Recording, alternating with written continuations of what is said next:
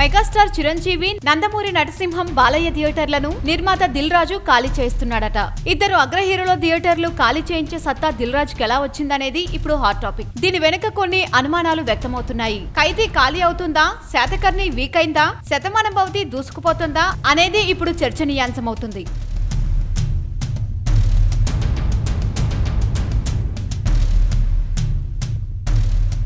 అయితే తాను నిర్మించిన శతమానం భవతి మౌత్ టాక్ తో అద్భుతమైన హిట్ గా నిలిచిందని, రోజు రోజుకు థియేటర్లు పెంచుకుంటూ పోతుందని చెప్పుకొచ్చారు. ఖైదీ హవా తగ్గింది, శాతకర్ణి యుద్ధం చివరి దశకు చేరింది. ఇప్పుడు మొదలైంది శతమానం భవతి కాసులపేట.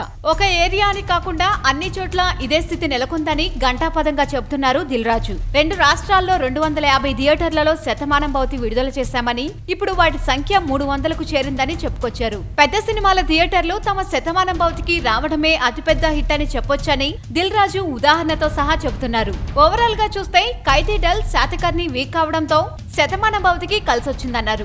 ఓవర్సీస్ లో $1 మిలియన్ మార్కును చేరుకుంటుందని అంచనా వేస్తున్నారు. వీలైతే లైక్, కుదిరితే కామెంట్ పెట్టండి.